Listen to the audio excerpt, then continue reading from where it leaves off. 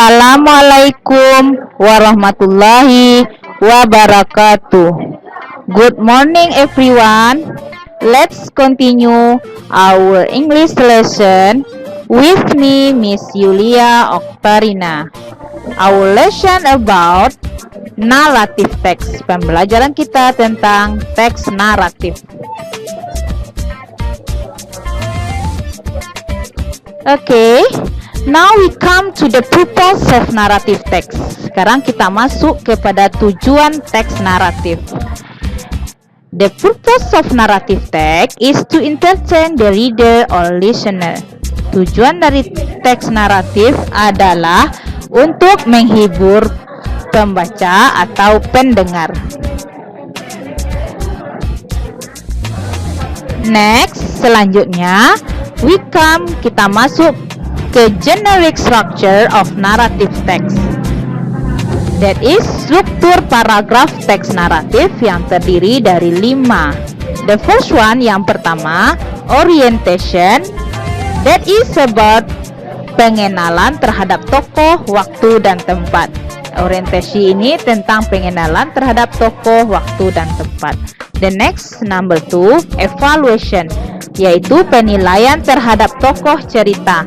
Yang ketiga, complication, yaitu permasalahan yang terjadi dalam cerita. Yang keempat, resolution, yaitu penyelesaian masalah. Yang kelima, reorientation, yaitu akhir cerita, ending of story. Oke, everybody, baiklah anak ibu semuanya. Now let's see, kita lihat the example of narrative text. Contoh dari teks naratif that is about Cinderella, yaitu tentang cerita Cinderella. Listen to me carefully, dengarkan ibu baik-baik, and then try to comprehend, dan coba pahami the contents of story, isi dari cerita. Once upon a time, there was a little girl called Cinderella. She was pretty, laughing, and clever. But she was very poor. She lived with her stepmother and stepsister. They were very mean.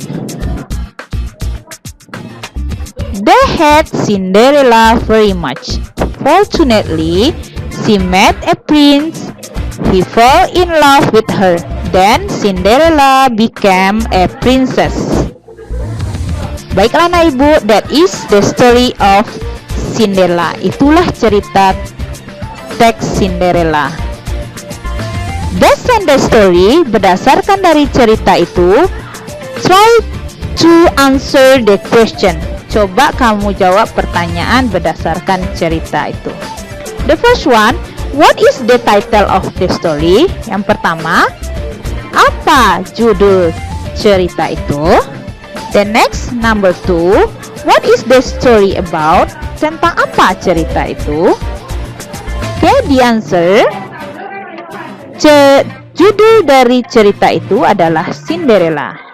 Tentang apa cerita itu? Yaitu tentang, it is about a girl called Cinderella. Tentang seorang gadis yang bernama Cinderella. Next question, with whom did Cinderella live? Dengan siapa Cinderella tinggal? The answer is, they live with her stepmother and her stepsister. Dia tinggal bersama ibu tiri dan saudara tirinya. The next question, pertanyaan selanjutnya, how did Cinderella looks like? Bagaimana rupa Cinderella, seperti apa dia? The answer is, she was pretty, laughing, and clever. Jawabannya adalah dia cantik, penyayang, dan juga pintar. The next question, were her stepmother and stepsister friendly? Apakah ibu tiri dan saudara tirinya ramah? No, they were not. Tidak, dia tidak ramah. Next, when did the story happen? Kapan cerita itu terjadi? long time ago or once upon a time. The next, why did her stepsister hate Cinderella? Mengapa saudara tiri membenci Cinderella? The answer is because, jawabannya adalah karena because she was pretty, loving, and clever. Karena Cinderella itu cantik, penyayang, dan juga pintar. The next question, who fell in love with Cinderella? Siapa yang jatuh cinta kepada Cinderella? The answer is a prince. Jawabannya adalah seorang pangeran. In your opinion, di dalam pendapatmu, is the story happy ending or sad ending? Pendapatmu, apakah cerita itu berakhir bahagia atau berakhir sedih? The answer is it is an happy ending story. Jawabannya adalah cerita itu berakhir dengan sebuah kebahagiaan. Oke. Next exercise, latihan selanjutnya. Fill the blank with the suitable word from the text. Isilah titik-titik dengan kata yang tepat yang ada di dalam teks. Number 1, the girl was so blah blah blah that she could answer the question easily. Gadis yang sangat titik-titik bisa menjawab pertanyaan dengan mudah. The answer is clever. Good. Okay, the second question. Jawab pertanyaan kedua. I had a friend blah blah blah cipluk. Saya memiliki seorang teman titik-titik cipluk. So, the answer is called, dipanggil dengan cipluk. Number 3, the idol is not only blah blah blah but also talented. Idola itu tidak hanya titik-titik tapi juga berbakat. The answer is pretty. Yep, good.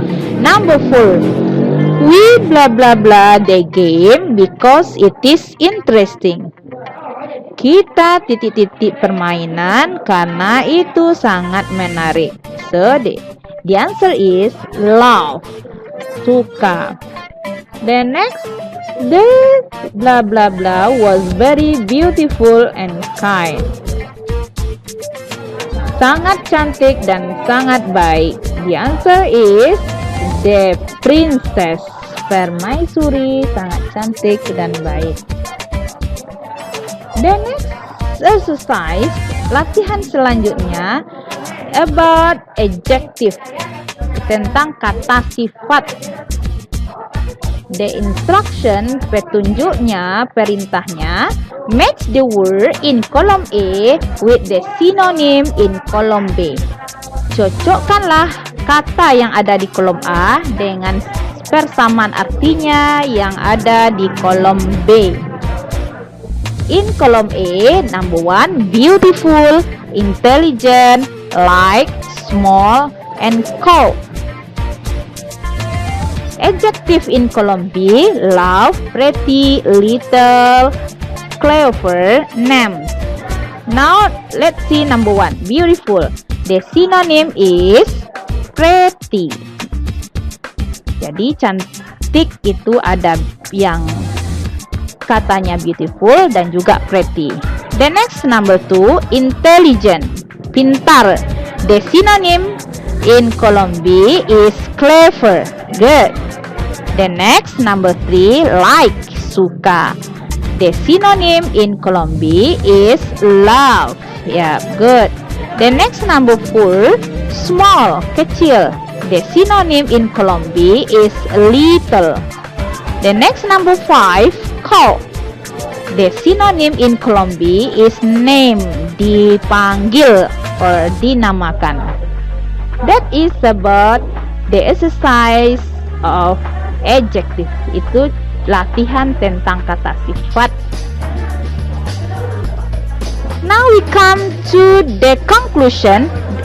Sekarang kita masuk kepada kesimpulan tentang narrative gender. Narrative gender. The purpose that we told before, tujuan yang telah barusan kita udah bahas, yaitu to entertain or to amuse the reader, untuk menghibur pembaca atau pendengar. The next, lexicogrammatical feature. Kesimpulan kedua tentang ciri-ciri bahasa yang digunakan pada teks naratif atau narrative gender. Yakni yang pertama, ciri-ciri bahasanya fokus on specific participant. Yang kedua, use of material processes. Yang ketiga, use relational processes and mental processes. Yang keempat, use of temporal conjunction and temporal circumstance. Yang kelima, ciri dari teks naratif yaitu menggunakan use of past tense, menggunakan tenses bentuk kedua. That is the conclusion, itu kesimpulannya. So let's see one by one about the lexicogrammatical feature. Kita lihat satu-satu tentang ciri-ciri bahasa dari sebuah teks naratif, yaitu yang pertama, specific participant. Di sini yaitu Cinderella. The next, selanjutnya material processes, yaitu contohnya di sini adalah live plus ed, kata kerja bentuk kedua. The next, yang ketiga, menggunakan tenses past tense bentuk masa lampau. Well, bentuk masa lampau dari al, to be, al. The next, lexicogrammatical feature. Selanjutnya tentang ciri-ciri bahasa teks naratif, yaitu menggunakan mental process, yaitu tentang head di sini, benci. Kemudian menggunakan material processes, yaitu met, bentuk kedua dari meat. Itulah dia tentang lexicogrammatical feature, ciri-ciri bahasa teks naratif. Now the next, generic structure of narrative text. The first one, orientation. The next, evaluation. The third one is complication. Number 4 is resolution. And the last is reorientation. Okay, everybody, that's all about the generic structure. Now let's see in the story of Cinderella just now. Mari kita lihat tentang cerita teks Cinderella barusan. Yang pertama, the first one, orientation. In the story of Cinderella, orientation here about once upon a time there was a little girl called Cinderella. Yang kedua, evaluation. Yang kedua tentang evaluasi, penilaian terhadap karakter. She was pretty, laughing, and clever. Number 3, complication. But she was very poor. She lived with her stepmother and stepsister. They were very mean. The next, number 4, resolution. Fortunately, she met a prince. He fell in love with her. The last, yang terakhir, reorientation. Then Cinderella became a princess, menjadi seorang permaisuri. Okay, everybody, that's all our meeting this morning. Thank you for your attention. Assalamualaikum warahmatullahi wabarakatuh.